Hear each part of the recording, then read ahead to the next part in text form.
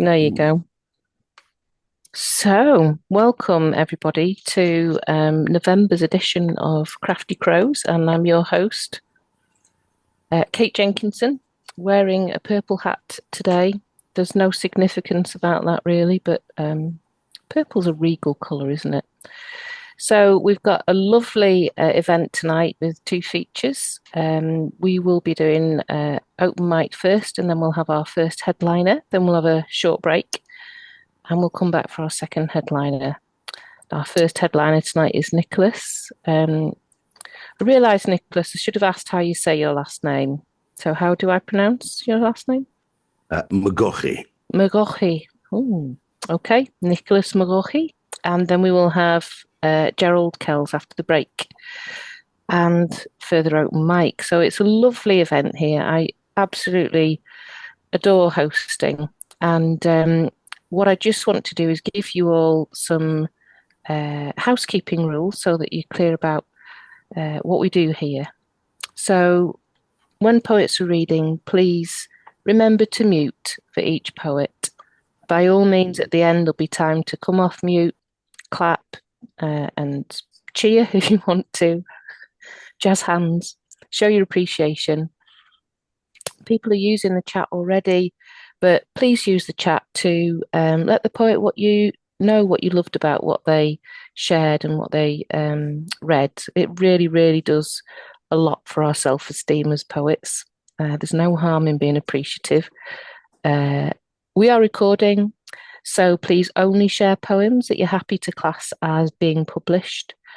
And open mic poets, we've said that your slot is 3 minutes. If it goes over a little bit tonight, that's okay. Use the chat also to share your bios, books, and events. We love to know what other events are going on. We like to support poets from this community in other places. So share in the chat where we can find your books and where you might be in the future. The GPS, the Gloucestershire Poetry Society, is a volunteer-led society. Please spare a donation if you can, or consider joining with a society membership if you'd like to. The more, the merrier. I'm going to kick us off with a poem, and I've decided to pick one which is kind of, it really does talk to how I'm feeling at the moment, and it's in my new poetry collection, debut poetry collection, Unbroken. And this poem is called Bittersweet. I sat beside my misery today and listened to what she had to say. She told me how she felt dejected, ignored, cast out, always rejected. She told me she was very sad, that loss and heartache held her back, that no one loved her and she was alone. Her brown eyes filled with yearning sorrow. She said she'd feel the same tomorrow. I sat beside her in despair to see my own sad self-reflection there, to know this truth is always inside me, and yet my heart keeps beating daily. How could I guide her home safely? I wanted so much to fix her hurting, but knew no way to soothe her healing. I gently warmed misery's hand in mine. I said, you'll understand in time that every person has a misery struggling inside to be set free. The constant conflict may disarm us. Show us the path to inner peace. It's not to ignore that bittersweet. It's to give our misery a kind embrace, to wipe the tears from her sweet face, to say how much she means to you. Her heartache makes us live more fully. Hold her close, love her unconditionally.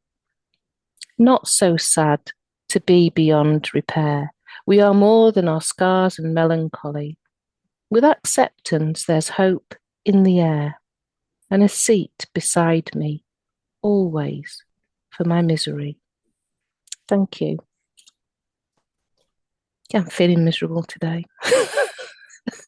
And with that miserable start, I'd like to hand over to our first open mic, Micah, and you've seen in the chat that's going to be Michael Sindler. Michael, are you ready? Yes, I'm ready. I have to say, even though it's hard for me to say, I am happy to be here Yes. with all of you wonderful poets. I'm going to start with a poem I wrote. I guess I only wrote this 4 years ago, but it's more true than it was then. Well, no, it's just still true. It's called Merkins.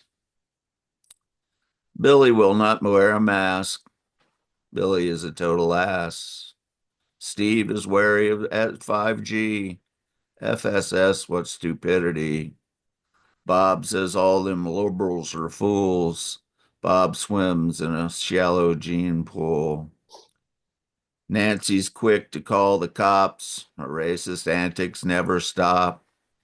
Sam slanders Soros and Bill Gates. There's no rhyme or reason to his hate. Dave wants Kamala locked up, but isn't really sure for what. Jimmy screams, the election was rigged. Jimmy's IQ is not very big. Scott dresses up in camo gear. He acts tough because he's full of fear. Dan blames everything on socialists. When nature gave out brain cells, he got missed. Ralph thinks abortion is a sin, but's not pro-life for live children. They rant, they howl, they beat their chests, so you'll know real Americans are best. And therein lies why we are where we are.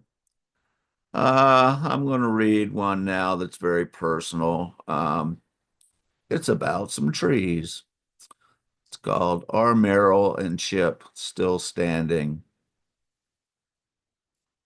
Meryl, I planted you first, then placed the more diminutive Chip beside you. Your namesake was still alive, while the other Chip had already withered before our eyes, before finally fading. Both honorees are now long gone, and I wonder if you both remain. I planted you two close together, twin Japanese maples with florid red jagged edged leaves somewhat similar to the illicit weed you raised in your basement grow space, much to the chagrin of your upright brother. I wanted you to grow conjoined. I wanted your roots to intertwine like fibrous fingers and ligneous hearts.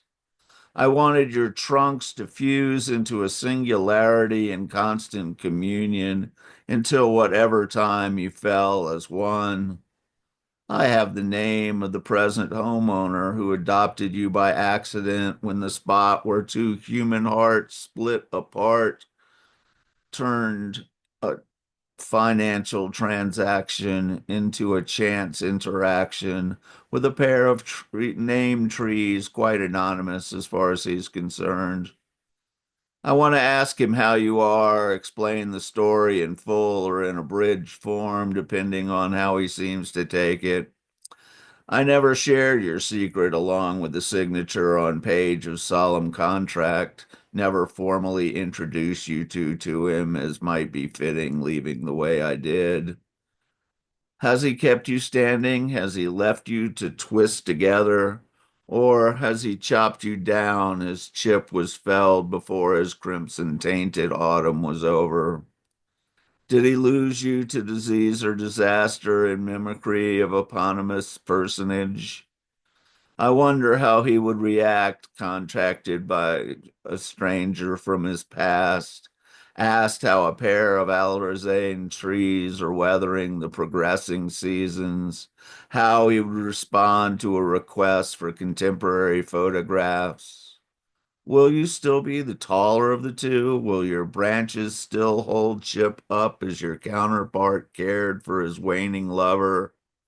No matter your unmonitored upsurge, transformation, and cogitated obscure fate, I am gratified to have embedded saplings. The human Merrill, having seen you on a single visit to our modest home, seemed pleased with the simple tribute, and that alone was more than enough to suggest my labor was a mitzvah. To receive news of your survival residing as a memorial would be a joy to rival recollection of letting go the spade and stamping soil, then unfurling hose and giving you your first long drink of water on that low rolling hill above the Saluda River banks, connecting me back to roots of kin and temporary haven growing across the sandy soil of time in the stretched terrain of endearment. And yeah, and I'm actually going to do one that I just wrote yesterday. So kind of rough, called Fairy Dust of Firmament.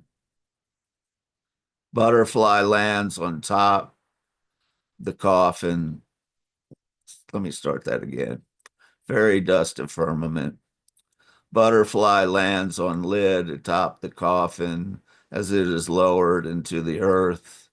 With the first scattered handful of soil, it flutters off unbound and beautiful, disappears in sunlight's gleam. First tickling wave on supine dreamer's heel, soft high tide approach alarm clock. Sweat salty as seawater welcomes each encroaching undulation. Kakina's bubbles, silent music, roll to feet and run, then dive into ocean's arms. And I love you echoes gains momentum and magnitude as it merges with each iteration, the fairy dust of firmament within each heart pushes and pulls in softest motion, truest dance that all song is set to. That butterfly twirls to this tune, that tidal pull reveals its meter, all swimming in their secret sea, all flying off to find the sun. Okay, thank you very much. Boy, am I looking forward to these features. They're going to be great. Thank you so much, Michael. Beautifully read and such a contrast in your poetry there. Thank you so much, everyone. Thank Michael for his opening open mic. Yay. So next up on the open mic, we've got Zach Frater. Zach, are you ready? Yes. Oh, you never guessed that I have a poem I would read. Over to you. I have a poem I could read. Okay, let's see. It was late. No moonlight. Could only see stars. I paused under a streetlight. Didn't drive. Rode bike under the influence. Could have been anyone. Anonymous. Government employee. Another spoke in a bike wheel. Felt like a spotlight. Dream. Stage. Audience. Stay for a minute. Let me imagine fame, attention, love. Let me feel warmth. Acceptance. Pedal. There was no one out, no cars or pedestrians on a sidewalk. Alone. Always like night, street light, warm glow. Couple blocks from home. Pause. Need enlightenment, maybe just a break. Look up at the stars, eyes adjust, connect dots. Why do I write my insecurities? Blood on a phone screen. Why do I ride my bike so hard? Taste the blood in back of throat. Void only pain can fill. Burn in legs. Cold, lactic acid. Pain, pedal, lungs burn. State champion, another lifetime. I was on a street light. Hit pothole. I knew it was there. Spaced out. Words, pain, pedal. Well, I'm drunk. Night on town. Phone left behind. A text sent. Biological mom asking who my dad is. Can't see screen. Don't want to know, even though I asked. Right, ride, pain. 7th Street. Ride by houses I've been in. They know I always ask for another drink, one for the road. A street light. Quickly pass, alternate light to dark. Uncomfortable with attention. Avoid spotlight. Can't say I don't want validation for art. Pedal. Every house pass, windows cast light, soft glow of lamps, warmth, radiate, family, loving vibes. I picture as I ride by. Comfortable couch, pillows. Imagine a throw blanket, husband and wife, happy family, Netflix, probably sober, planning next day. Pedal. I'm thinking it's about 10 p.m. Should be home, rationalize. I need a night by myself. Pedal. Another block. Tell myself, ride hard, next street light. Hips tight. Recall every injury. All those miles, like all those bike tires, joints worn out. Need replacing. Recover, heal, adjust, better habits. Pedal. Next street light, eyes blurred. Hand doesn't work. Remember, I was punched clean in the face. Flashback, video in head. I was 17. Ran outside. No shirt on. Didn't hit ground. Can't say my lights didn't go out. Flash. Excuses made. Wasn't fair. Didn't square up. Sucker punch. He was 27. It was an unfair advantage. Still feel impact to this very day. Thoughts I keep to myself. And streetlight. Glow. Pedal. Fall. Leaves are changing. Beautiful, I thought. Maybe I could change too. No more mistakes. Pedal. Remember mistake. Interstate. I-84. I fell asleep. Driving. Coming home. Oregon Country Fair. Auditory hallucination. Cocaine. Sleepless night. Nightmare. Pedal. Full of pain. Right, ride, two things, accomplish same thing. Expel pain. Pedal. Ride, right, heal. Turtle shell. Never brave. Not letting anything out. Pedal, pedal. Hard as I can. Next street light. Right, please. You spend too much time retracing lines in a bathroom. You live in past patterns. Daughters, right, expression. Free, promise. Well, I try.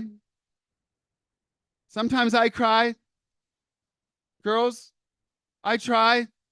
Provide love, enough love. I cry. Girls, I won't let shadow steal your shine. A lighthouse. Bulb doesn't burn out. I promise I replace it. Never ending. Shine. Light. Love. Well, I'm home.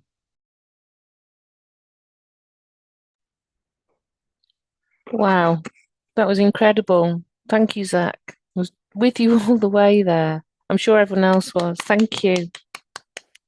Thank you. Next up on the open mic, we've got Adam Elms. Adam, are you ready?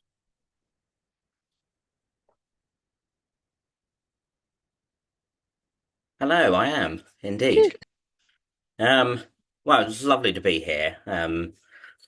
In this very strange day, it's lovely to connect to other people. I've just sort of been in my house all day, quite miserable. I was going to do a poem called Donald Trump in the Underworld, but I'm not going to because I don't want to give him the energy. So instead, I've got a couple of pieces for you. And this first one, I mean, is sort of about the world, really, but it's called Superman Goes to the Doctors.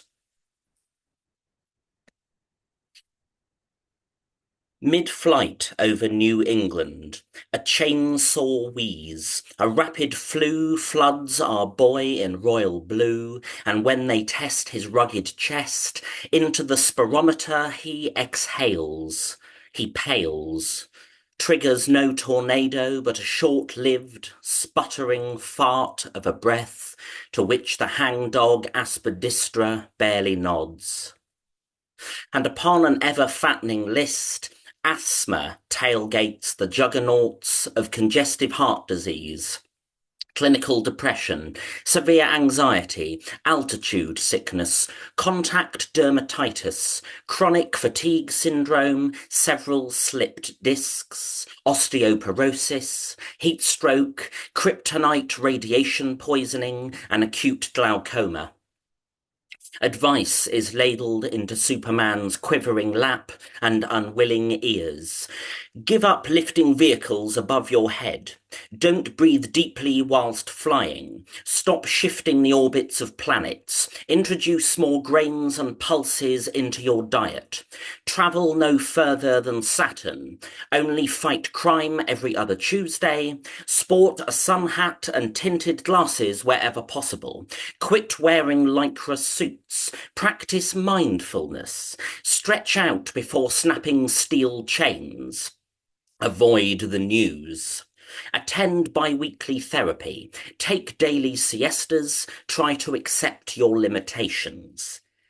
And he shrinks away, shudders at steel-tipped truths, swaddles himself in that cape of fading fire engine red, and with throttled voice asks, "But I can still save planet Earth, can't I?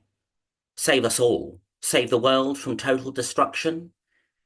And the doctor cocks her head, chews an inside cheek, allows her silence to hang limply in the stale air, not wanting to tell our hero that it is in fact the world which now slowly, knowingly kills him.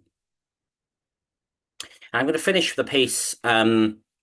It's getting on for Christmas. I hate using the word this early because I'm one of those militant people who will normally not have anything to do with it until the 1st of December. However, I've started rehearsing with my choir for our carol concerts, and we also do a couple of the hospitals. So we go around the BRI in Bristol and Southmead Hospital and sing round the wards.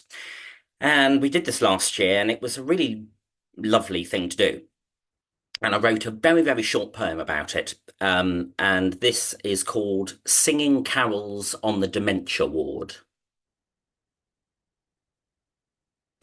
Machines rasp, snort, bleep rhythms out of tune, and the air is clogged with thick, thick heat at this tinsel-festooned jamboree. Drug-fueled, they scuttle, blunder into chairs curved like a grimace, their gowns sighing from behind.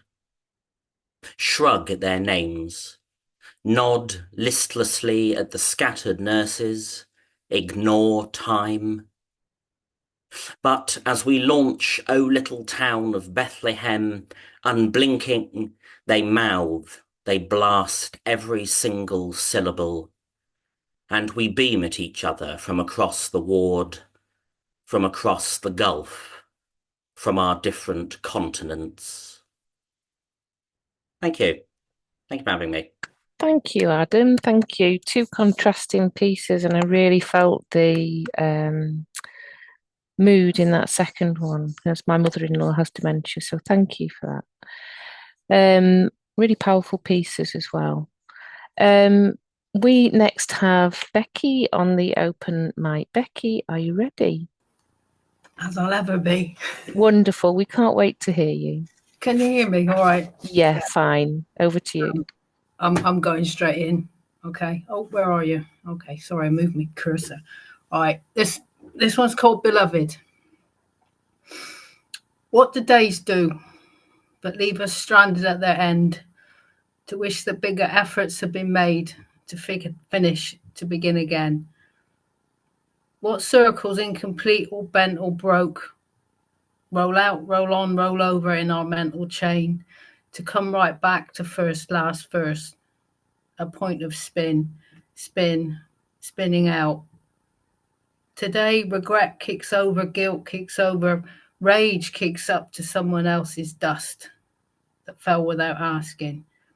But did you know cold grains of gold and amethyst blew out of some old nova long ago, dropped from the stars and landed at our feet, and spread for us our glitter path that in the end could never go or take us to our comfort home or any other earthling Shangri-La. Only our hands blindfold in empty space held to our double dark, dark universe. Twin stars in mortal spin, spin to all that us was is, spin across this parallel, spin to the always, always are.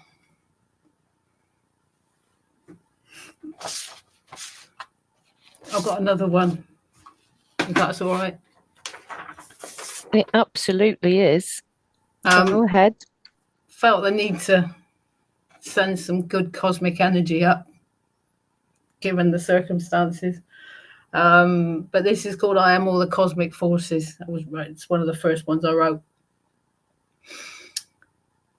I am light and darkness, I am to and fro, from the reach of sky above me to the voids of down below. I can feel the wind behind me as it blows through open hands into every neural junction and sebaceous gland. I can feel the water flowing from the springs of wood down into my renal networks and my venous blood. I can feel the atoms fed from distant stars, catalyzing enzymes and firing up my heart. I can feel the sun burn through me like I am not there. Eternity reclaims its matter, all burnt through me, everywhere. Gosh, thank you so much, Becky. And I know that was your first reading, and it was wonderful. Thank you so much. You must come back and share more of your poetry. It's beautiful. Thank you. Yeah, sorry. I have got one more, but I can do it in the second round if you like. Yeah, that's not a bad idea. You're right with that, Jason. Yeah, we'll take that. Next on our open mic in the first half is Leslie Constable. Leslie, are you ready? I am. Hi, Over everyone. to you. Okay. This first one is called Desert Song. You became unsettled the moment you saw the birds. I don't know what it means. Is it a strange death or foreboding that passed across your face like a cloud? Unsure of yourself, unsure of the longing in your heart or loss, things not said, not understood, the longing painful as a plum stuck in your throat, too tart to swallow or spit out. Or is it just me looking too hard at you and not the birds or the sky? Not me paying attention to the soft wind, the steady warmth of the sun? Is it me or not me? I am never sure.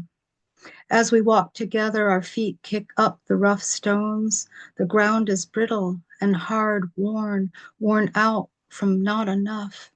Desert spikes, hidden from your step, will embed themselves in your soft feet if you walk wrong. Imagine something else. Imagine a softer place, a place where there is song, even at night and the breezes blow. Join me there. I'm not frightened. They begin, the birds, by flying fast, almost too fast, a line across our vision, a momentary absence of light. They double back, troubled, unsettled, but in formation. They stay together and leave and leave and leave. The second one is called River.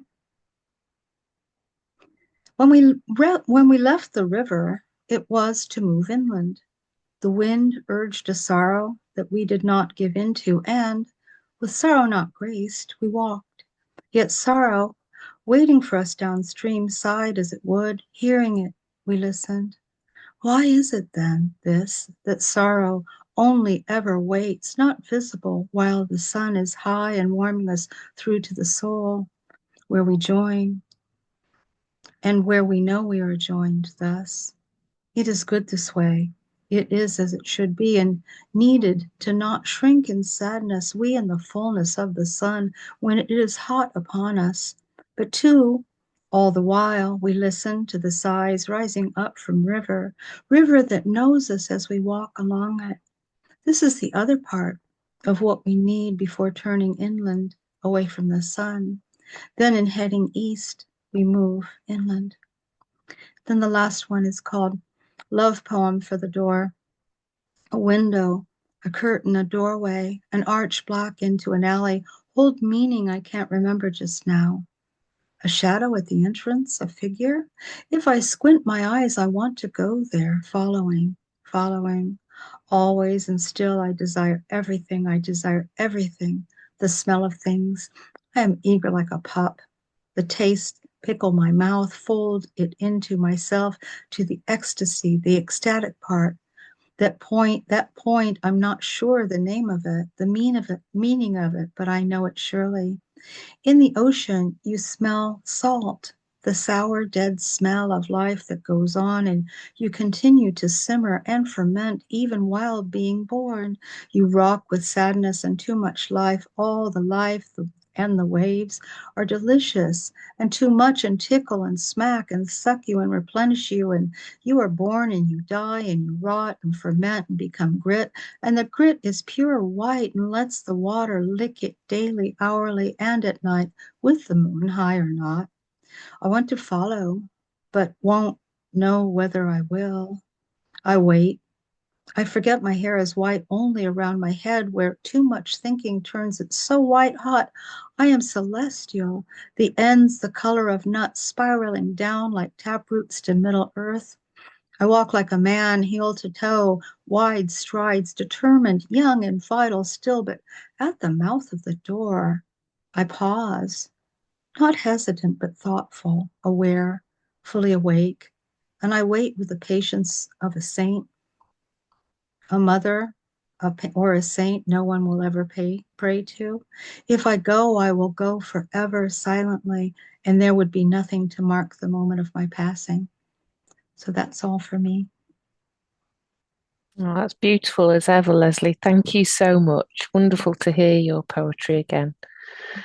And our final open micer before our headliner is Catrice. Catrice, are you ready to read? Thank you so much. That was lovely, Leslie. So this poem is based on an allegory. It's an allegorical poem, but it's based on a prescribed burn, if you've ever heard of that in relation to agricultural burning. And it could be used for a number of reasons, but in this, I'm thinking about controlling seed, controlling pests, and you'll see what I mean. And I think it's apropos after the US election results we just received. It's called Today We Rebuild. So much left unsaid, covered in hay and manure. We called it, as a matter of fact, let me pause. I can share it if you want. Do you want me to share it on screen? It's published. It's in Still Jackdaw, by the way. Jason's Brilliance, April 2022. So if you don't have that issue, please go read it because there are lots and lots and lots and lots of amazing artists in there. Okay, I'll share it so you can see it at the same time. Okay. Hope you all can see this. Today we rebuild.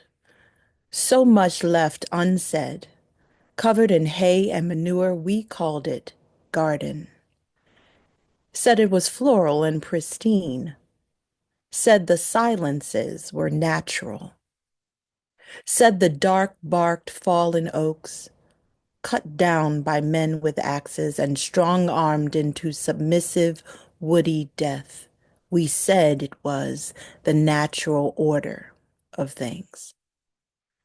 Seedlings left caged in winters we made, root systems tilled, separated, broken into pieces, overwintered in summer. We said it was the natural order of things. Seeds blown from path to patch in need of fertile places to land, spread roots, grow, took them tagged, grabbed by throats, splash paint their fronds with reds, corral them, and we said it was natural.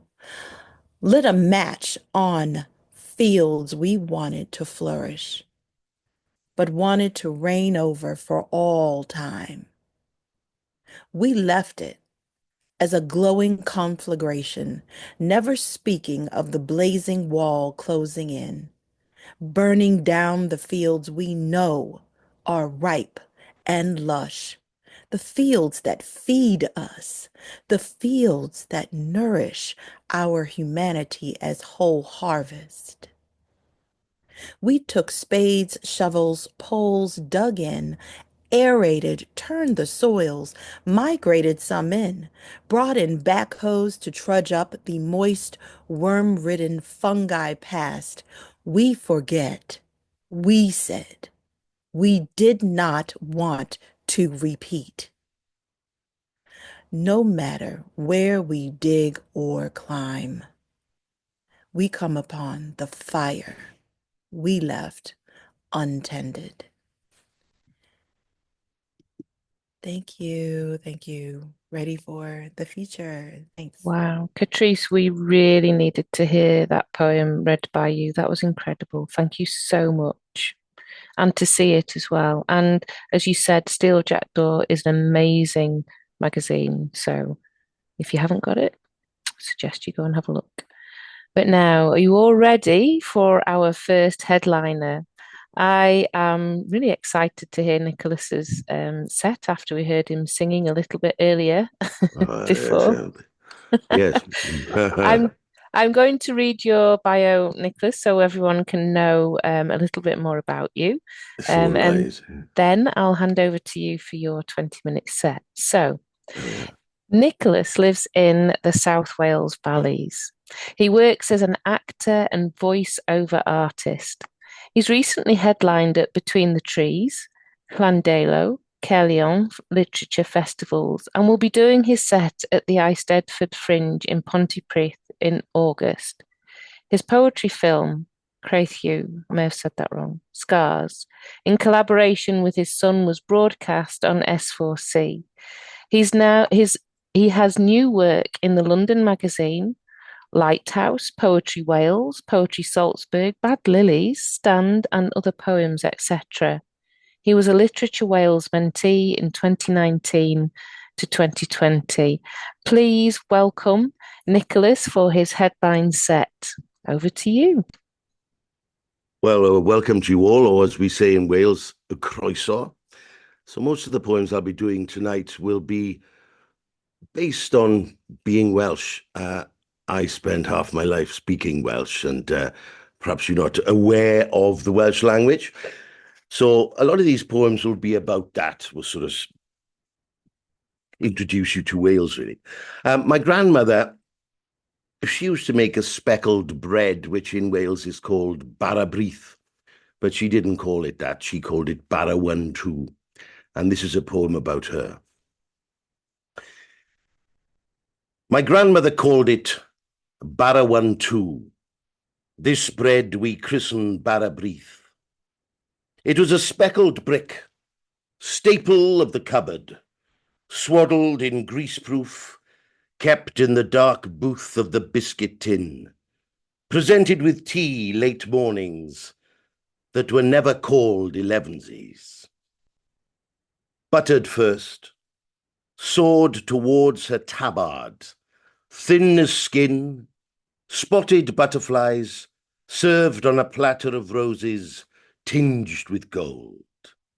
Sacred in her bay-front parlour, where the tang of mothball and beeswax welcomed any stray minister or the prodigal son.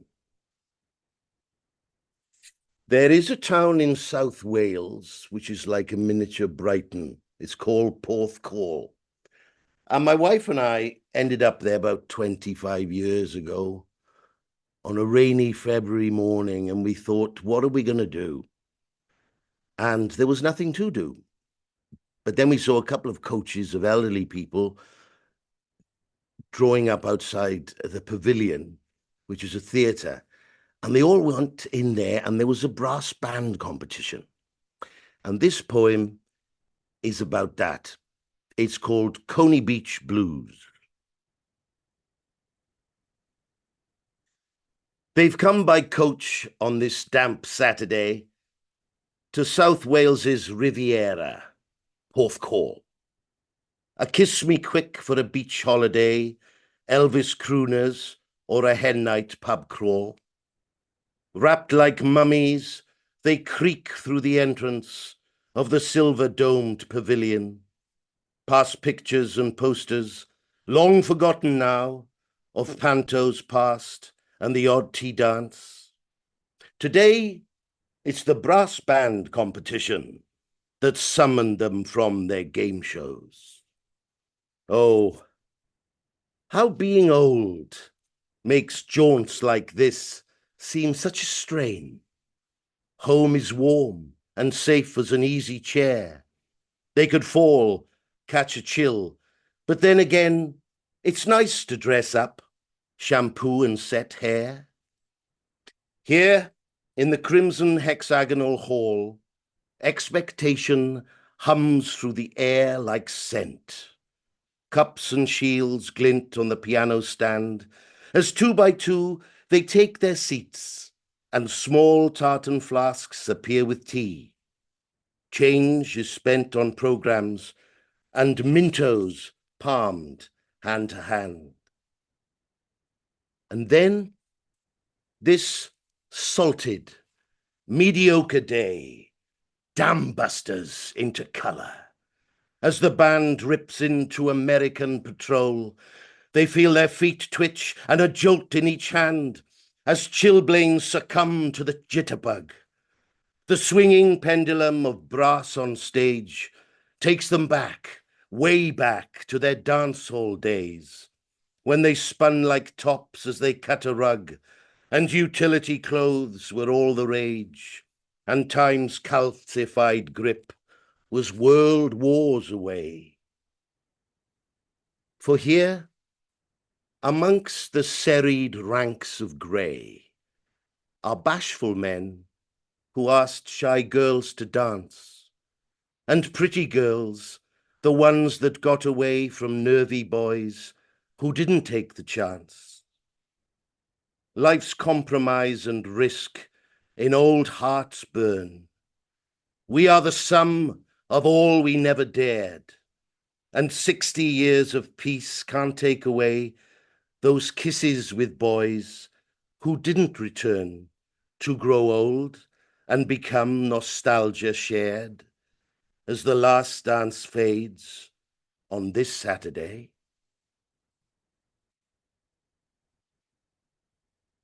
There is a Welsh word that you will hear a lot. It's called hiraeth. It sort of means longing for Wales when you're away from Wales. But when I was 20, I couldn't wait to get out of Wales. So this is a poem about me escaping to the wonderful city of Bristol. And this is the poem. It's called Hiraeth.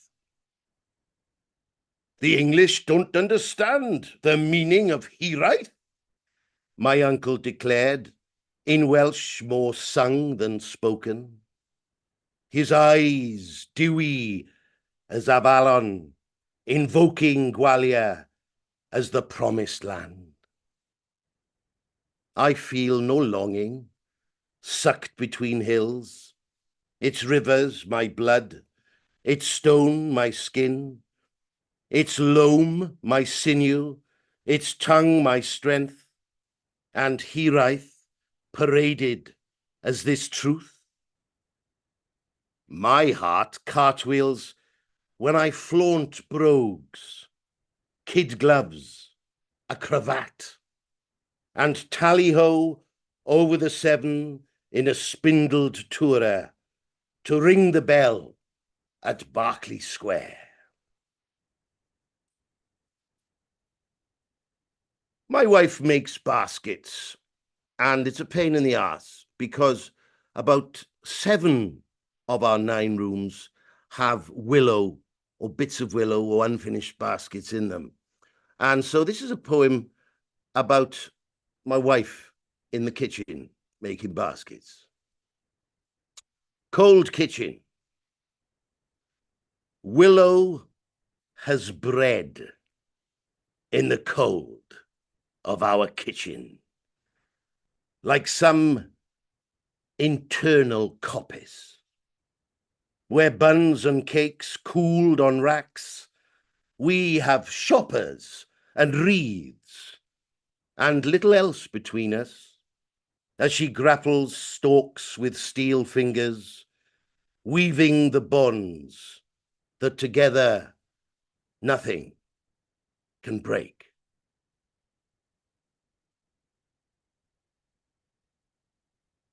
When my children left home about 15 years ago, I was sad and overjoyed. It was a confusion of feelings. And this poem is called Dump, because we were on the way to the dump with all their paraphernalia that they didn't need anymore. Dump. Our escape undertaken, we lay their past into boxes, cardboard coffins stacked in the hall. Cleavages and hubcaps are vanquished by emulsion. The attic is stripped of 2 that greet their own bills now. Through the high window, the chimney folds old schoolwork into clouds. A door slams on 2 boys with fat ties, flagging on their way to school. Only the leaves wave back this morning. I have grandchildren, and about a year ago I was down at the Gower Peninsula and we noticed a spitting coming out of the sand. And what it was cockles. So we dug up these cockles, put them into our buckets, put some fresh water on them, and we went to have a look at them the following day, and things hadn't turned out very well. Cockles. We found them in a dip, spitting across the sunlight. Thousands, shallow in the sand, fluted balls of bone, and all their children like berries scattered. 10 minutes, scooped 100, rinsed into a bucket before the squall chased away our morning. In a corner, we watched them sleep, filtering the water clear with filaments. We thought of boiling them to eat, but were afraid. Next day, the brine was as slick and stunk. Their mouths were open, but we didn't hear them call.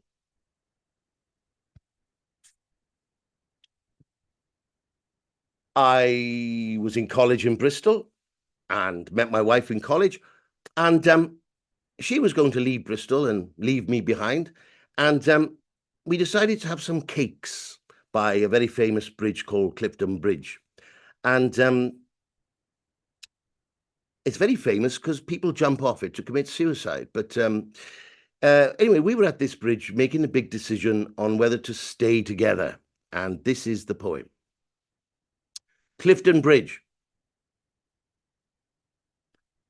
We're in a spot where things come to an end.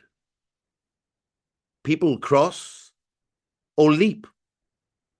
We lie with fondant cakes and fizz, clinking our year goodbye. What brings us to this precipice? We can amend. Tell the new girl to shift all her cases out of our place. Pay back her month up front. She should start her term in another street. We'll stay in ours, complete. What replaces where we danced here? Memories and echoes. You'll be in London, I'll be stuck alone, walking past lit windows that were our home. Listening to laughter, I'll share no more without you. Just cross the bridge and say it. Stay. There is a toll. So what? We'll pay it. Aha. A friend of mine got divorced and she lived in South Wales and her husband went off to North Wales. And Friday after school, she used to drive up to Builthwells, which is in the middle of Wales, and he would drive down from North Wales, and there they would exchange their children on a Friday, and on a Sunday, he would bring the children back and she would pick them up. And she said there were many couples in Wales who split up, North Walian men or women who got married to South Walians. And so I wrote a poem about this, and it all happened in the car park of the Little Chef. It's called North-South Divide.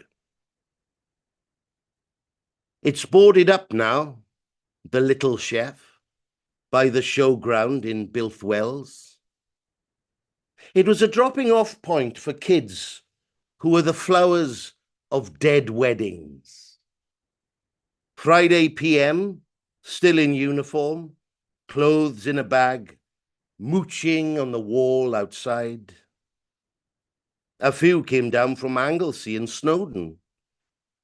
We were southerners on our way north, each of us waiting with an angry parent for a wary one to arrive.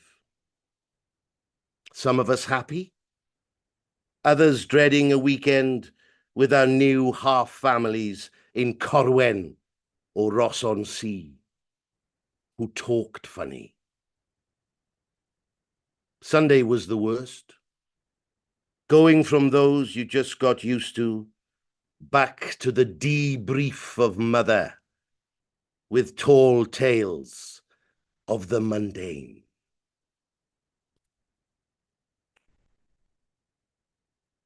This is about me, about 13, before I'd ever really held hands with a girl, going down to Swansea with some money to buy a record and hanging round the shopping centre. Think of a boy in his cousin's jumper, 13, going on the number 15 to town. He has taken pound notes with the surety that ownership of an album might give credence to the cause of himself. There are no girls yet. He's dabbling with the idea of who he thinks he might succumb to. Forget the ignominy of a valentine from his sister. There are rumours of a moustache, American daps, denims steeled by his mother into blades of blue. Don't arrest him for loitering by the shops, officer. Any crimes are in his head, in his box room, in his bed. Each painted girl is a passing grief, then a relief. They passed on by, never to meet his eye, read his unversed heart, or try.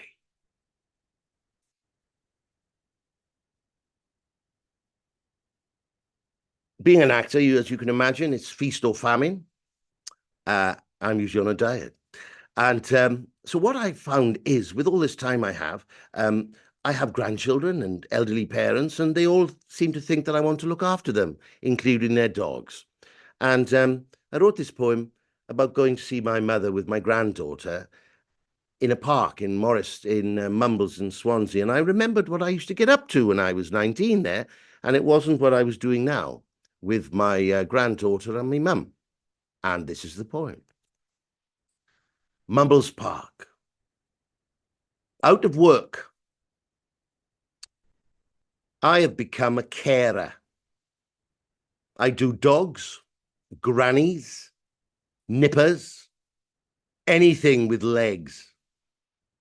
Today, I have my granddaughter on a trike and Mam with her limping mutt who bites toddlers. In my teenage summers, I sneaked girls in here, slippery as lip gloss over the fence to watch the moon.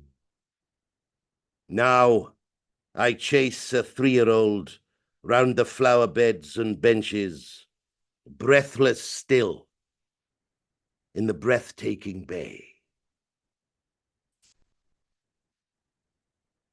There is a Welsh Christmas ceremony, and it's called a plygain. It's going out of fashion now. And what happens is, at 3 in the morning of Christmas morning, all the people in the know, you go to a chapel and you go in the darkness. You don't see anybody. There might be one candle lit. And by the end of the ceremony, the lights come up with the dawn. And then you have a cup of tea. And I had always heard about these ceremonies, but I only went to one about 10 years ago. And this is it. It's called plygain.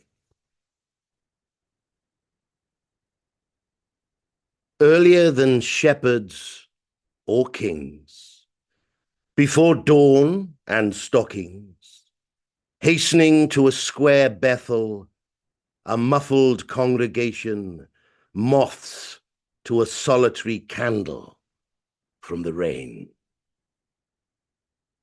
There are shadows in the porch. Figures abound. They breathe unseen. Counting pews towards the echoes, we touch our way along the aisle and sit. Exalted in the pulpit, the parchedig sings out, proud as a robin in his waistcoat, mellifluent as the language of heaven, swaying us into his flock, conjuring the sweetest descant and violins from the balconies black. No pomp and bombast organ shudder these pews with fear. This is faith in a minor key, in litanies more harmonized than any opera's call. My mind is soused by angels. I see nothing but the night. Feel all in flower and follow the star to the vestry, lit where white-haired seraphim smile and greet me friendly with fine china tea and show me the way to our earthly host, to cross his palms with a promise made in the monetary light. And the last poem I will read is a poem called Gwahoddiad. Gwahoddiad means invitation. But in Wales, it's a very famous hymn. And people in Wales, even if they're not religious, they love hymns. They love to sing hymns together. And my grandmother, before she died 30 years ago, she'd be in the kitchen singing this hymn. And it basically goes, Arglwydd dyma fi ar dy alwadi. And it basically says, God, here I am. I've been good and I'm ready to come up to heaven. And she always sang this hymn. And in the poem, I go back to my grandmother's funeral with her. I think we come as ghosts. Nobody can see us. So we go back to her funeral and look at all the people there. Gwahoddiad. Shake the sheet from the window. The gang's all here. All the family and Siloam and half of Bryn Hyfryd Square. sit sombre in cars in their black Sunday best? No, leave your handbag. It's all paid for. Come as you are, and we'll go round like the old milk cart down the streets you were a girl in before the planes came after the snow. Look, there's Lizzie Lavinia, little Arthur George, and all the girls from the tin plate waiting with their milk jugs, waving on the step. Wish me luck as you wave me goodbye. Cheerio, here I go on my way. When we get to the hill, there'll be men standing still and staunch as rocks. Women weeping hand on hat, a sea of lilies and chrysanths, kind words on cards, and slow hymns brooding like the wind.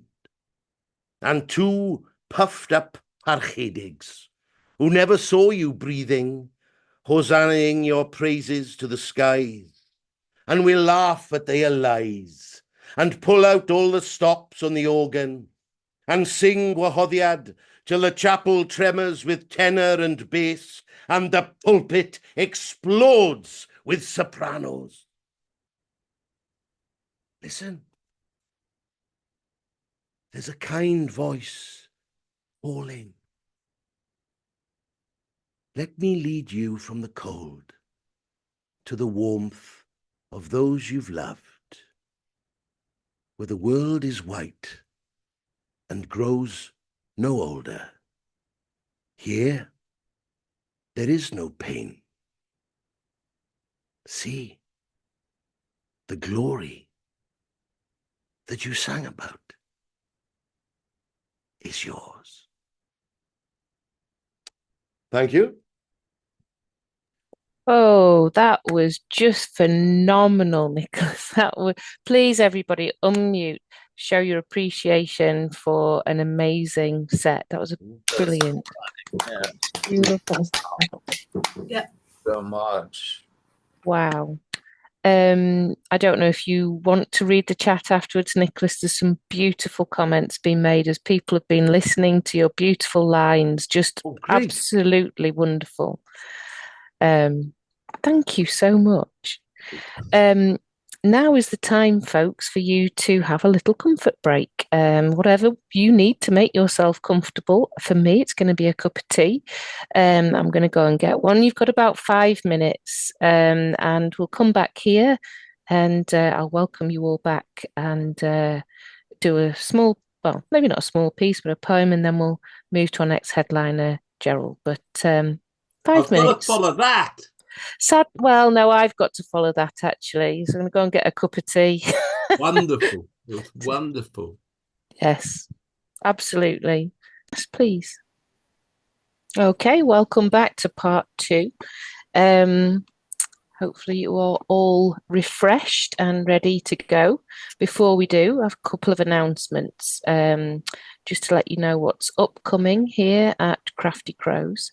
So we will be having as our headline in December, on the 4th of December, Beth Brooke. Just so that you are aware, there is no January event, but we'll come back in February when our headliner will be Charlie Sanderson. So we'd love to see you here in December and February when our next couple of events are online. So before we move to our second headliner of the night, it's my pleasure to do another poem. I'm going to pick another one from my book, Unbroken, and I'm going to choose a poem which comes straight after Bittersweet in my poetry collection, and it's called Respair, which is an old English word for the return of hope after a period of despair. So it actually might be a little bit too soon after the election, but hey, I'm up for finding the hope in any situation. This is called Respair. I'd like to grasp the word hope, but the sharp possibilities are razor blades incising my past from my future, and hope is the bridge in between. shaking and rattling, my nerves slowly shattering, and hope, although etched in my brain, finds no fertile place in my heart.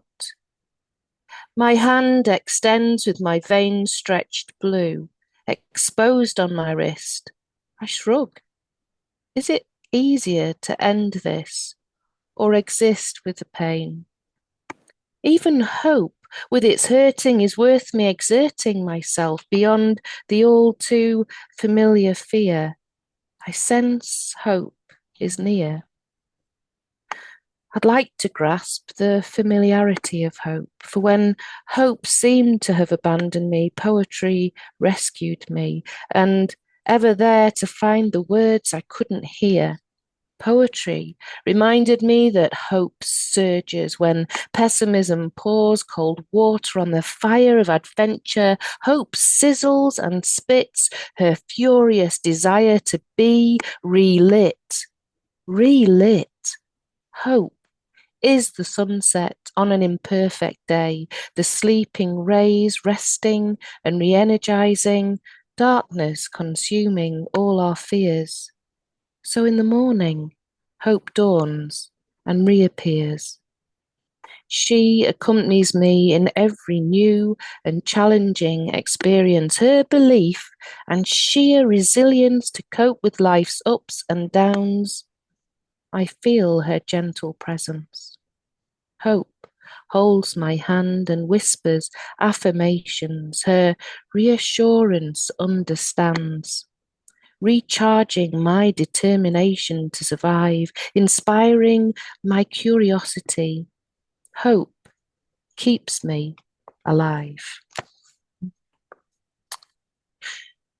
And yeah, look for the hope. It's there somewhere.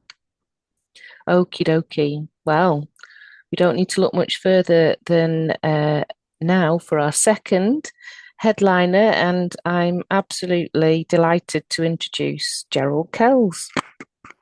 Gerald is a poet and writer based in Walsall. He regularly reads poetry across the Midlands and on the internet. He's won several poetry slams, including the Shrewsbury Festival and Café Grande. He featured at the Freeverse Festival in Brownhills, as well as Blot from the Blue and Oooh Beehive. He's appeared at a number of open air local events, including the Beacon Festival and several COP22 events. His poems have been published in a number of anthologies and magazines. His self-published short collection, LI 51 Poems, is available from Lulu. But you don't need to worry about that. You're going to get to hear him right now. Gerald, are you ready? I am. Oh, I'm a bit big there. You are in your face. I'm going to change the view to gallery so I can see everything.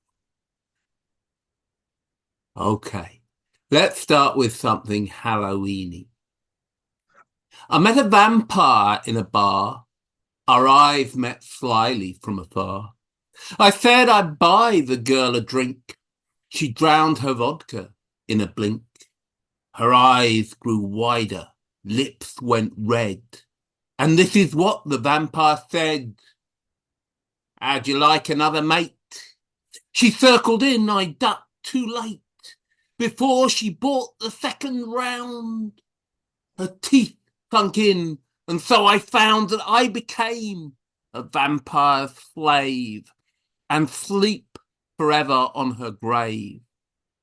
The moral of this story is clear. Always make vampires buy the first beer. Thank you. That's a true story. Another true story. I scaled up Everest summit behind 10 climbers. It was a high queue. Sorry, that's very bad. Shouldn't do that. Not allowed, really. So, one of the things I do, there's gonna be some serious stuff as well, but serious, funny, whatever.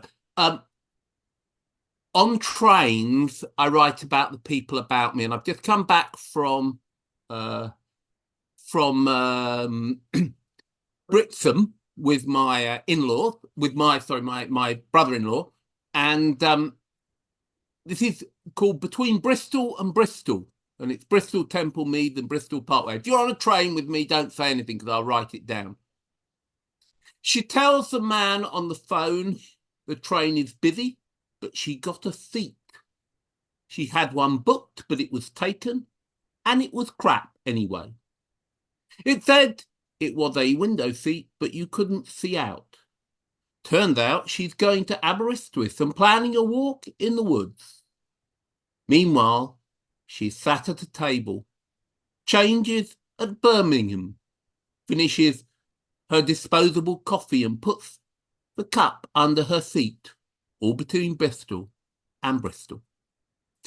Yeah, watch out if you're on a train with me, because I'll write about you. Now, as you can see, I'm in the Lake District, so I'm going to do a Lake District poem. And this is called A Swiss View of the Lakes. I was up here and I wonder what the Swiss feel about our love of the hills. Scafell Pike, by the way, for those who are further away, is the highest mountain in England. Why would you go up Scafell Pike? There's nothing there but clouds. Oh, and a few rocks. There isn't even a cafe serving snaps or a snowbound lair for some megalomaniac villain. It's all too mundane for the effort. But you know those English types, Wordsworth and the like, always exaggerating the little scenery they've got. That's what I think anyway, and my cuckoo clock agrees. So that's a Swiss view of the lake. Now, it is, of course, bonfire night and et cetera, et cetera. And one of the things that happens is it takes me back to my school days, because when I was at my school, which was very odd, you may have been at an event where I've talked about this before, but my teachers spent their time putting me down mainly, including their wonderful report to my parents, which said it would be a good job if I failed my exams and didn't get into the sixth form. I've always slightly resented. Anyway, one of their reports, which was on the 27th of March, 1972, me being a youngster, begins like this.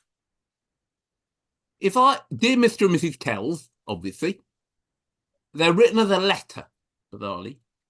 If I may borrow Mr. Older's happy analogy, Gerald, that's me, is like a Roman candle. Occasionally, he pops up with a dazzling display. At other times, he smoulders in his own world. So I'm reminded of that, and this is a poem which I wrote quite recently called Metaphor. Borrowing Mr. Older's description, he uses a metaphor to sum up his pupil to the parents. Gerald is like a Roman candle. Mostly he splutters, but occasionally he sparkles. I go round this metaphor every time I remember it. I'm afraid to give it a nudge, in case it bursts into life and burns my fingers, leaving me with a deeper scar. 50 years old now, still younger than me. But when I take it to firework displays, it's still got a habit of poking me in the ribs, pointing at the man with the matches, reminding me that the crowd are all laughing. That's Gerald, they chortle. The Catherine wheel splutters. Remember what his form master said? There's not much chance he'll dazzle. So yeah, that's for anybody who had D-band syndrome, when however clever you are, you're put in the bottom class and you think you're not. So the other thing that's coming up, of course, is Remembrance Day. And I was asked in 2018, the 100th anniversary of the Armistice Day, to write a poem at the local community garden and to respond to a poem by one of the First World War poets. And I chose a poem by Wilfred Owen. So I'm going to do that and my response. And one of the good things about when I just set about reading someone else's poem is it means you're going to get some decent poetry.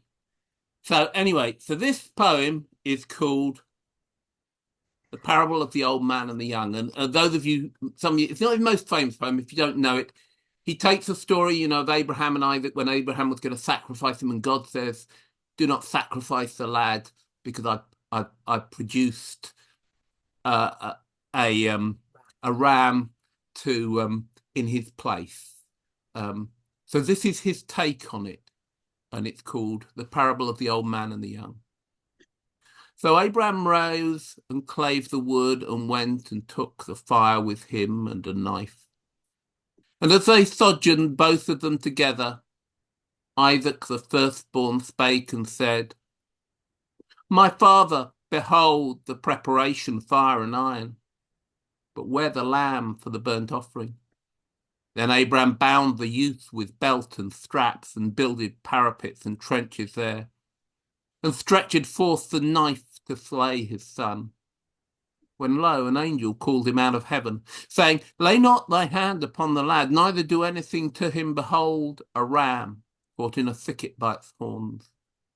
Offer the ram of pride instead of him." But the old man would not so, but slew his son and half the seed of Europe, one by one. And it's a very chilling last line. It's our image, isn't it, of the First World War, of the youth of Europe. All those men, they appear on films, don't they? They're all white, going over the trenches and being killed. And it's terrible. But at the same time, there was a documentary on the BBC about the Commonwealth people who died, including many from Africa, who are not buried with Commonwealth graves, because after the war, the British government wouldn't give them a Commonwealth grave. They were put in just pits. Oh. And I thought I'd write a poem for them in response, because it wasn't just the youth of Europe that was killed in that war. And this is called Anthem for Dead Others. And it's in my book, if you want to buy it. They did not have to be white to die, or grow up in Oswestry with church nearby, clutch pocketbook poetry as they stood in line, moustaches trimmed, revolvers fine. They did not have to be white to die. On the pinching metal under pinching sky, the girls who'd be hoping for better news need not be in crinoline or tucked in shoes. They did not have to be white to die. There was plenty of room when the devil passed by. When it comes to destruction, you will find that mud and coffin remain colour-blind. So remember, in all your funeral songs, that Abraham slew also his other sons. So that was that. And just before we go off the subject of war and stuff, I'm just going to do one that I did on Al Jazeera. There was an article last year about a boy in Gaza who was flying a kite. I don't know what's happened to him. I hope he's all right. But this is for him and for all the people of Gaza. I read this at a Palestine event quite recently in protest in Walsall. I'm very proud to have been there. This is called Blue Sky Thinking. There's a boy in Gaza who started to fly kites, and all the others followed. He isn't the hero of a book or a film or discussed in high literary circles. He doesn't have a dad or a house, just a hill of dust above a sea of tents. And he flies his kite and others follow. despite the risk that their safe place will shatter. I think that boy is the best in the world. And when his short moment on TV is over, the sky will embrace his undamaged kite. So that's for all the people in. I'm just looking at the time. Okay. So let's do this one. Now, I don't know if you're those of you who are in England will have been round junction 10 of the M6 and will know that junction 10 of the M6, if you ever come into Black Country, has had cones for about 4 years where it's being repaired.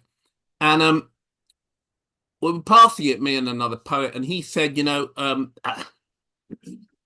those cones will get listed sometime.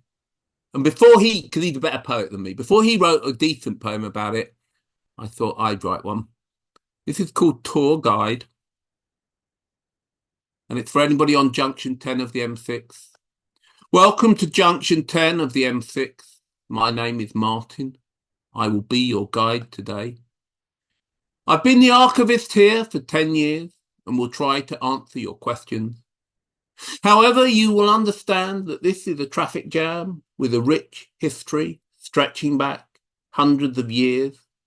So my tenure is little more than a blip. Of course, some of the early records are patchy, and we have yet to decode many of our artifacts. But I can assure you that we at National Highways are doing our best to preserve this jam as it originally was. We are particularly proud of the cones. Most are replicas, but we still have some in the original state and a few which, due to their patination, we believe go back to the actual formation of the jam. The variable speed signs and warnings about fatigue have been restored to their original settings, and most recently the lane to Walsall has been returned to how it would have been in the early 2000s, closed.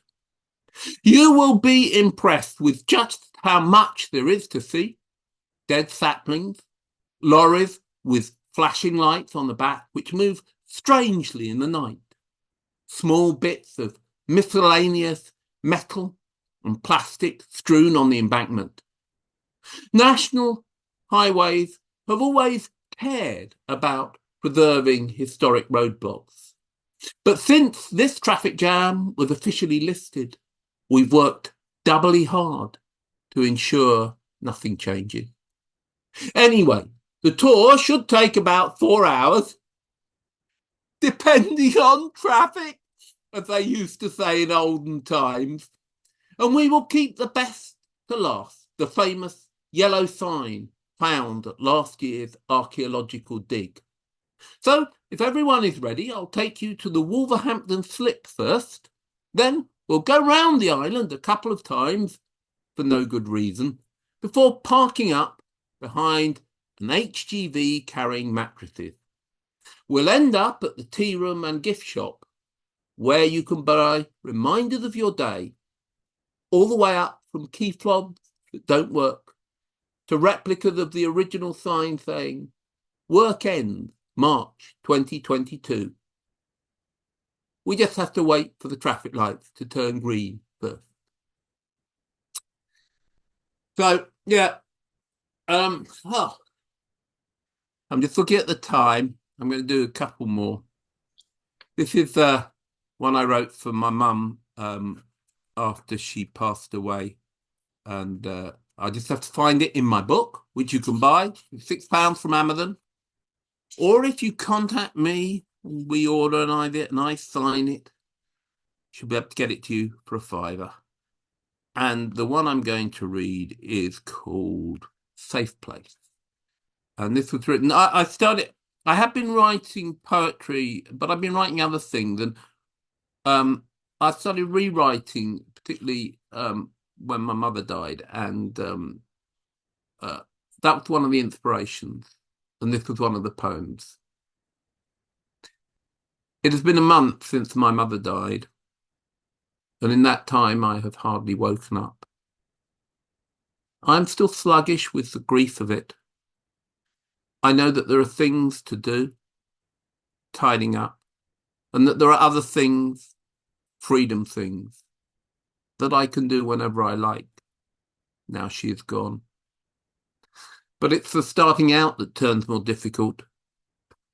Each time I try to expedite the future. In the morning after the alarm goes off, there's a simple time when I can curl up under my duvet, warm and undisturbed, free of imperatives and obligation, fear and opportunity. If I wait 5 minutes, the alarm will stay cold, like the vases I inherited on either end of the mantelpiece. Oh, so 2 more poems. Now, I hope we have some mathematicians among us tonight. I'm going to do a mathematical poem. I know you've all been begging for a poem about mathematics, and National Poetry Day was about counting. So this is a poem about infinity, and it's just worth noting that there are an infinite number of infinities. Can be proven by mathematicians, as I was taught when I did maths at university, despite my school teachers. And this one goes like this. A mathematician will tell you that if you count to infinity, it's not the same number as if you add up all the decimals. True. A mathematician will tell you that if you count to infinity and add 1 to the answer, you get the same answer. A mathematician will tell you that there are an infinite number of infinities, one after another, each one an infinity. A mathematician will tell you he can prove each infinity is not the same as the other. He can write it on a piece of paper.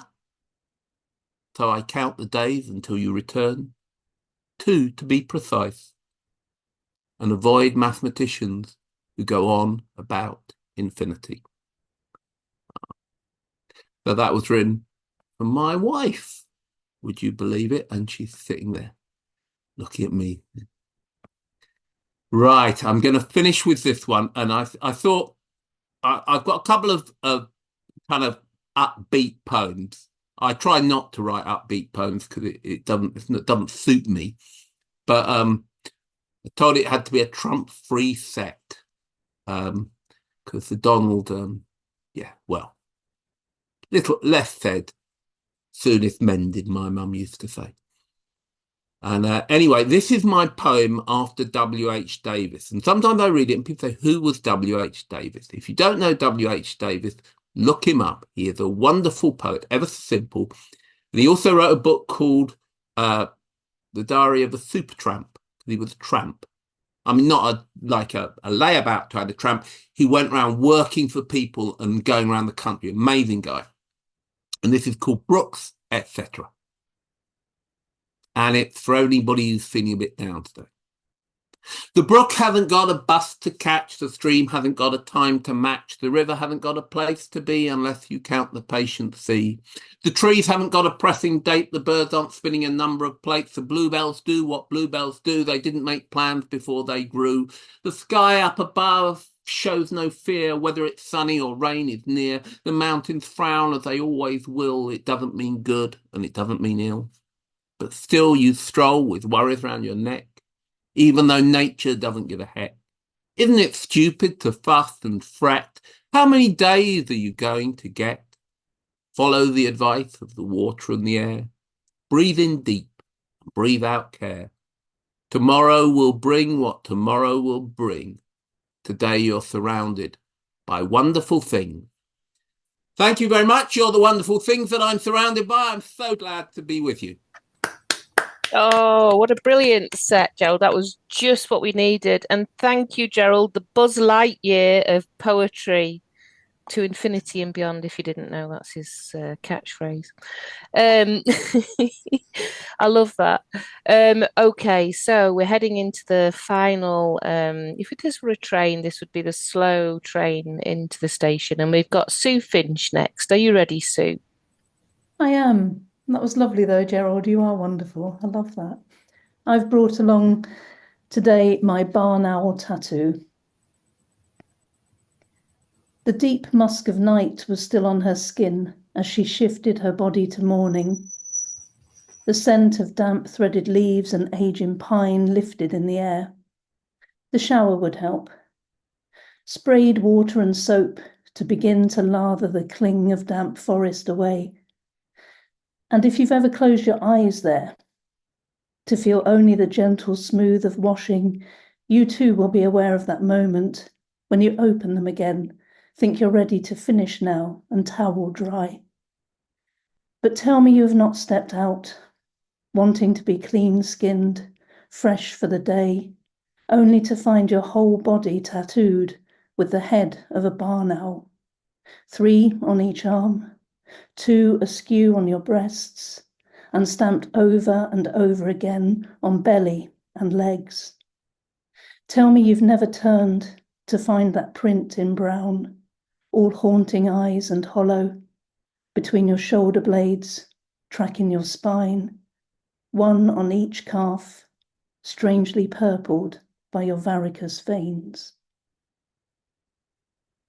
So that's my strange barn owl tattoo poem, and I wanted to see what it sounded like in the air, so thank you.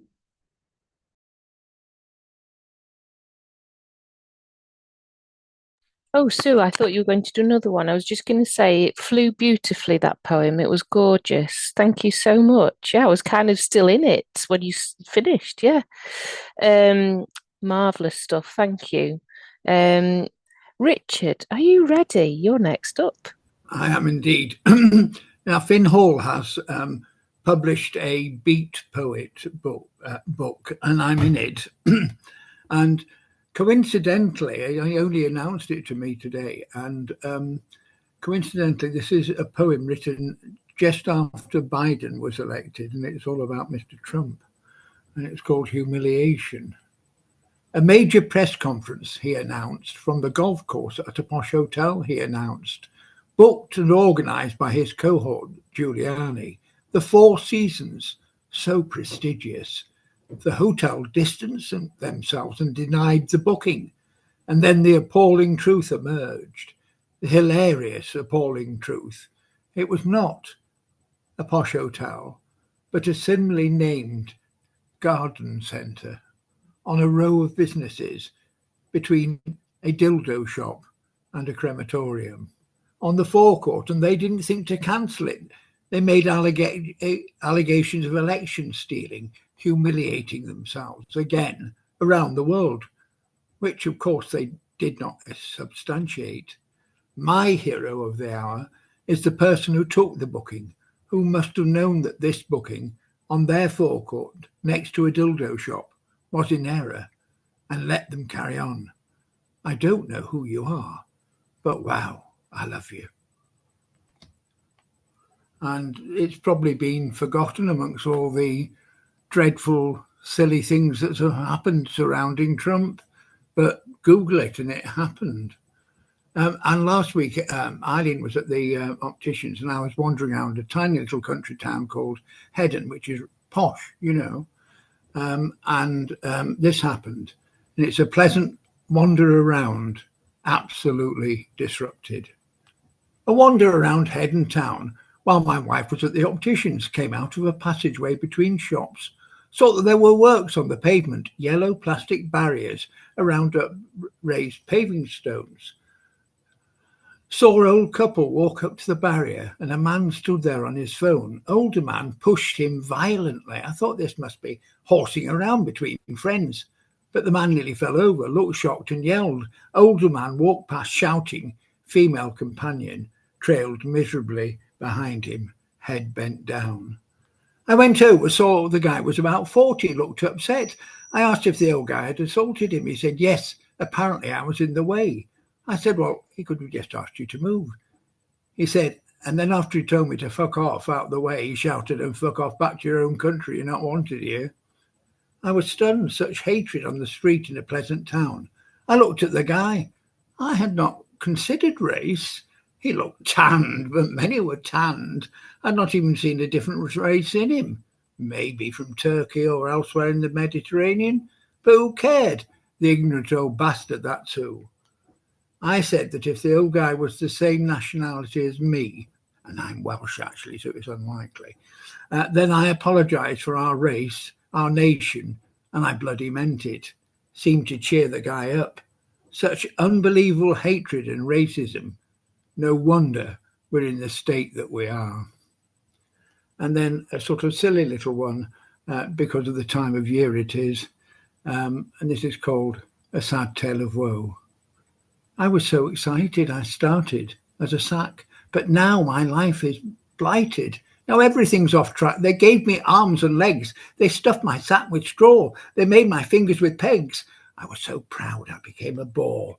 I boasted of how fine I looked. My trousers seemed so grand. On my appearance I was hooked, but I stood not on rock but sand. For I was hoping to be a scarecrow standing proud in a field. But my fate has been a real blow, and to my future I yield.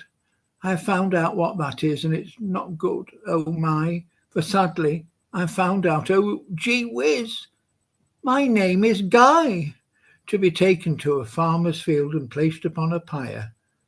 That is my fate, to which I yield, and to be set on fire. So 3 quite disparate ones, my dear.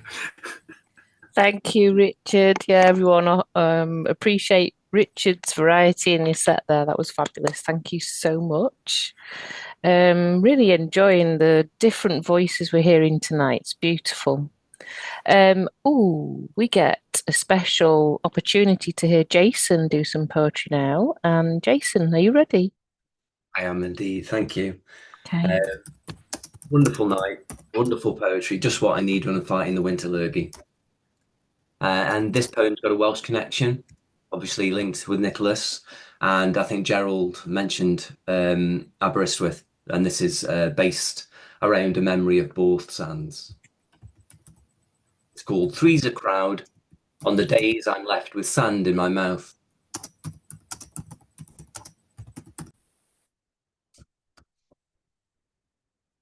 Wet feet on both sands.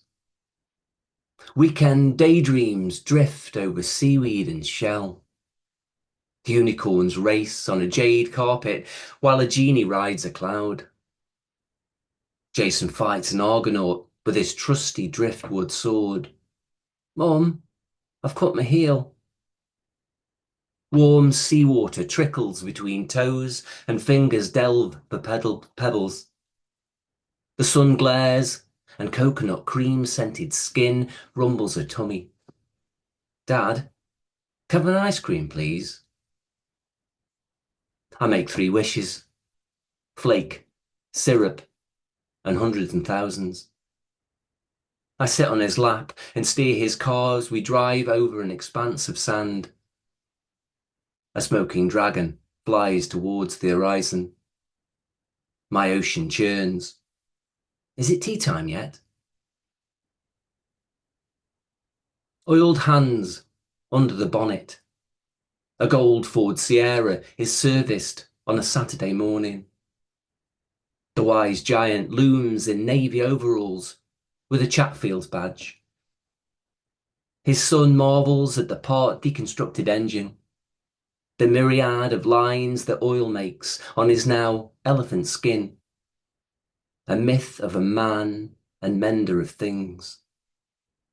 Peter, come and drink your tea before it gets cold. Right, Ag, on me way. I drink lukewarm PG tips, builder's strength, just like him. Let a digestive become sand, like the French enjoy tea.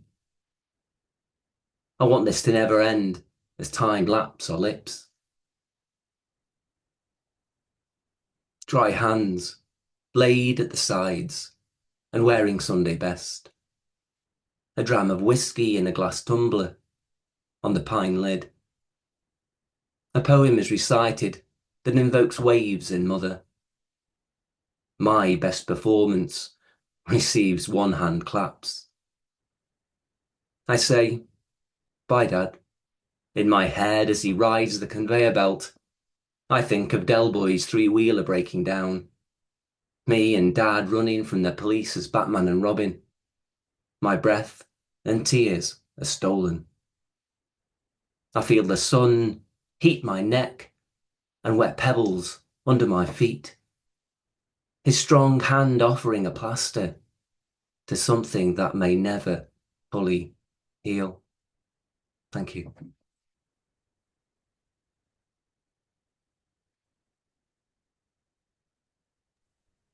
Oh, that was lovely. Love your big loves. Okay. Yeah, I'm fucking angry. I'm shaking with anger. So not about that, sorry. Just that's absolutely fine. Absolutely. And normally I say that gently. I really do. But I'm angry because of other stuff. I wasn't going to read at all this month because I've had teeth pulled out, mentally as well as literally, in the last 7 days. So I'm trying to perform for the first time with dentures in at 40. Yeah, so please go kind with me if I stutter or slip up. That's why it's the new teeth. Actually, I can't even say teeth. Yeah. I stayed up last night as though I was on the American clock, so I think you've got an idea of what's coming. But I promise what I'm going to do is give you a little dad joke at the end, so that we're not all finishing on a sad note. But yeah, screwed. Oh yeah, content warning for swearing, but I already swore, so if you've got a problem with that, you'd have already muted me, I suppose. Screwed. It's called a revolution. Because we go round in fucking circles, but I scream evolution. Because each time we stand and fight, we force barricades to tumble so the world grows more enlightened. It ain't a circle, it's a spiral that curls out and tries to screw us. Wisdom coats acceptance of minorities, diversities. Knowledge knocks down ignorance as sheep become snowflakes, every one unique. But as our voices grew louder, reached into every household, the might of the right was condoned on your screens. It put its thoughts in your hearts and it's tricked you back to hatred. It ain't a revolution because it ain't a fucking circle. It's a spiral that contracts like a spring with barbed edges. Wisdom should mean acceptance of minorities, diversities, but ignorance around bounds every corner of this globe. It ain't a revolution because it ain't a fucking circle. Blood-coated ignorance from death-tainted leaders are like fleas in your ears as you fight to be our ally. Folk are wearing blinkers. They refuse to see the obvious, that what I do in my safe nest is none of your fucking business. Folk are wearing earmuffs. They refuse to hear the truth, that what I do is not a sin. And it's time we shout, enough!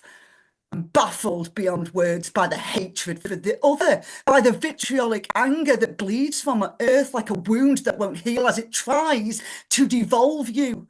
You see, it's a spiral that we're traipsing that kills out like a jellyfish tendril. It's a spiral that we're crawling that slithers out like a serpent's tongue. It's a spiral, it's a coil, it's a screw, because we're meant to grow. We bear our scars with outward pride as we beg on bended knees. We hide our scars and inward pain as we try to be treated equal. It's called a revolution. But I scream evolution. It's time for change, for a brand new system, not tweaks to one so corrupted. I scream evolution. It's high time we were counted. It's time for ignorance to take a back seat, for it to be extinct. So I scream evolution. It's time the wise stood up. Thank you for listening and taking that, because I know you all are lovers and you're not, you know, so big solidarity to those that agree with me. So yeah, I'm going to try and bring myself back with a joke. Gav asked me the other day where I got so much candy. I said I always have a few Twix up my sleeve. But yeah, grown, enjoy. And look, I managed it with my teeth. Thank you for letting me share the stage in such a Thanks, Ash. manner. I don't normally come out like that, as you all know that know me. No, thank Never you. read that like that. Thank you. Yeah, thank you so much. No, it was powerful. Felt all of the lines that you shared with us then. I changed the tense as well. Did. So I'm going to bring our beautiful night to a close with I want you all to unmute and thank again our headlines, Nicholas, McGaughey and Gerald Kells, who have just been amazing tonight. So thank them all. Big round of applause. Yay. Woo, woo. The final words, I guess, come to me. Nicholas, your lilting lyrical lines lifted our wilted spirits, so wonderfully crafted, wistful, whispering and inspiring us about Wales. Gerald, the bardic Buzz Lightyear took us to infinity and beyond and back again, humorous and poignant. And open micers, you delighted us and inspired us to find our hope in your well-chosen words. This has been November's Crafty Crows, where hope, resilience and poetry grows. Thanks to Jason. I've been your host tonight. Really enjoyed it. Thanks, everyone. Good night. Great.